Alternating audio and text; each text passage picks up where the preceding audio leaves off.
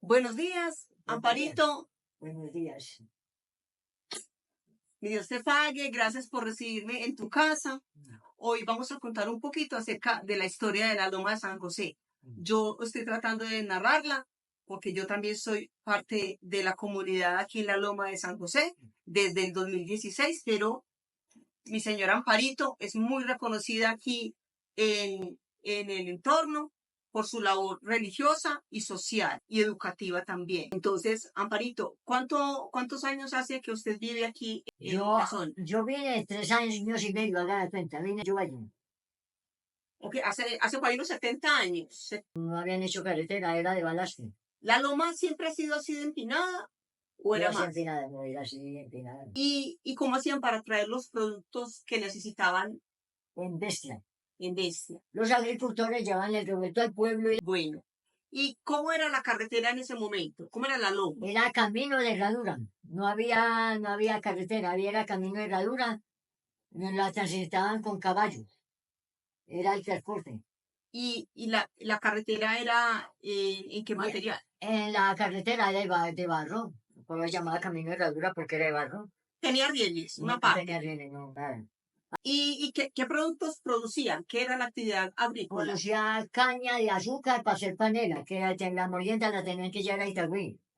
El plátano lo llevaban pues a la Plaza de Saoneta. Vendían naranjas, limón, también vendían guamas, que habían palos de guama. Vendían madroños, mangos, mandarinas y leche. ¿Y ahora? Y ahora es muy poco porque ya todo se convirtió en edificios. ¿Cómo era la educación en ese momento? ¿Había La escuela? educación, no había escuela ni había hospital. En el hospital se le agradece a la doctora Gloria Díaz Guzmán, porque por ella fue que se dio el hospital. ¿Y entonces Había, cómo cen- hacían ustedes cuando había, estaban enfermos? había centro de salud, no había sino hasta las 5 de la tarde había atención. De resto, la gente que se enfermara después de esa hora tenían que ir al hospital de Itagüí, que era el más cerca. Y los que tenían modo bajaban al hospital San Vicente de Paúl, donde están los especialistas. Iban a Itagüí, el hospital más cercano. Más cercano. El hospital San Rafael. San Rafael. Ok. ¿Y cómo hacían con la educación? Con la educación no había pues la gente. No había Pues, escuela. no había escuela. La única que hice yo, inventé una escuelita, fui yo, que la llaman escuelita mierdita. Ay, tan bella, Amparo. Entonces, como no había forma, porque los padres eran muy pobres, yo me dediqué a enseñarle las primeras letras. Y ya cuando no había, eran de muy acasos recursos esta vereda, no habían enfermeras. Cuando la gente se enfermaba, ya me dediqué a conseguir trabajo en el Hospital San Vicente de Paúl y me coloqué allá. Me coloqué como en servicios generales. Entré.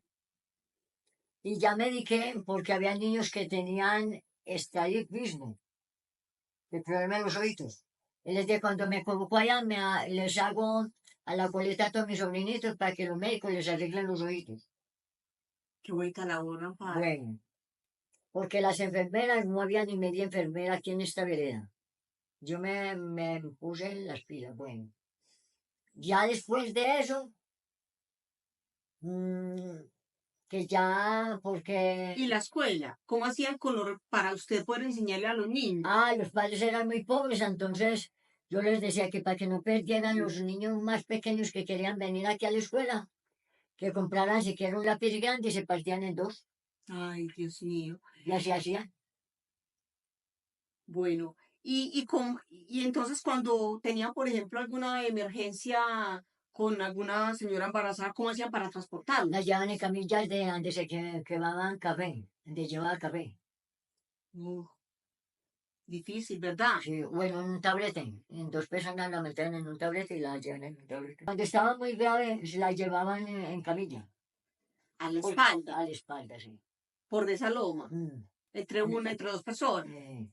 Amparo, ¿y cómo es que entonces apareció o se construyó el hospital que es hoy en día? El hospital que está El abajo. hospital lo fundó fue la doctora Gloria Díaz, que fue alcaldesa, que se preocupó por la salud de los abaneteños. Nadie más se preocupó. Porque nadie dijo, el centro de salud no funcionaba sino hasta las 5 de la tarde. y mueras el que se muriera. Ya después de las 5 de la tarde tenían que ir al hospital. Porque en el hospital de Envigado no existía tampoco. El Es- Santa Uribe no existía. Solo había un centro de salud. Un centro de salud. Y Y cuando veían a un niño muy grave, lo remitían a un doctor que era un especialista que murió, que se llamaba el doctor Restrepo. Que él daba la orden si el niño necesitaba hospitalidad o no. Él era el jefe del hospital de los médicos del hospital San Vicente. Y él decía, usted no necesita nada, no necesita sino ir a comer comida del campo, comida fresca. Y que sí, sí, entonces no había muchas medicinas. no había muchas medicinas como ahora, ¿no?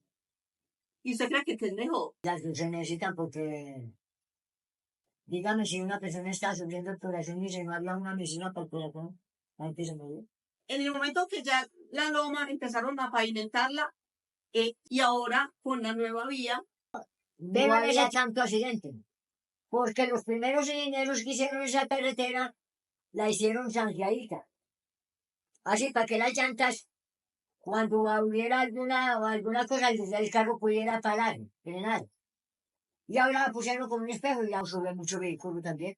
Cuando eso no subía sino 2 o 3 carros y los camiones, dice. G, G, Oye, son las camioneticas. no había mucho accidente. No, y habían unas también que subían que se llamaban arrieras. Que son las arrieras. Y venía mucha gente en el carrito. Sí. Y no se devolvían. De cuántas personas realmente empezaron a vivir en ese momento, hace 70 años, aquí en la zona. Eran aproximadamente cuántas familias. Por Pues ahí. cuando nosotros vinimos eran 20. Y en cada familia habían alrededor de cuántas personas. De 10. Por ahí 10 Pero personas. no pasaban de 10, eran de 10 hijos. Eran aproximadamente para unas 20 parcelas. ¿Qué familias empezaron a vivir cuando usted llegó aquí a la zona? Vamos a empezar. La loma arranca entonces desde abajo, desde donde es en este momento el de uno. Ese de uno, ¿qué familias empezaron a vivir por ahí en esa zona? Ay, por eso, esa finca era de Pastor Montoya. Sí. Y de ahí seguían los boteros. Y ahí seguían los boteros. Y los justos. Y lo justo. Bueno. Que el Pastor Montoya era el dueño de todas estas propiedades de por aquí. Porque esta finca no existía. Esta finca se la compró fue mi papá ellos. Ok. Nosotros vivíamos, cuando mi papá compró esto, vivíamos en una casita de Bareque más Allá arriba. Que teníamos que cargar el agua. Cargar el agua. Sí, porque el agua bajaba por sequía. No bajaba por tubería, sino por seca. Y la gente pobre cargaba el agua en canecas de esas de lata. ¿Y en qué momento ya eso ya paró, por decirlo de alguna manera, y empezaron a mejorarse los servicios a nivel, por ejemplo, del agua? Ya cuando ya los dos gobernadores ya vieron que la vereda debía tener agua potable, ya cuando la gente comenzó a colaborar para eso. Con la Junta de Acción Comunal. Con la Junta de Acción Comunal. Bueno.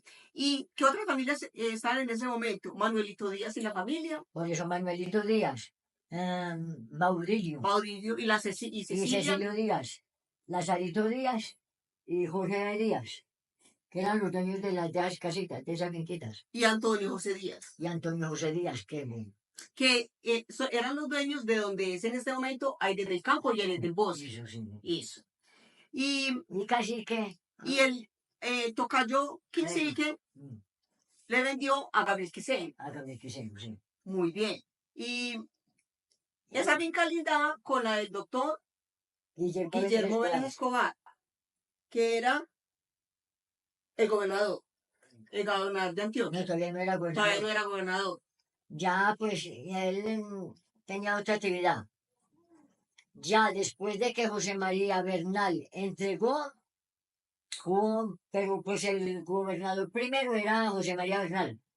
Ya después de José María Bernal fue Guillermo Ignacio Vélez Escobar. Pero él fue director de la Universidad de Antioquia, es el Patrimonio de Colombia. Y el Hospital San Vicente, Patrimonio de Colombia.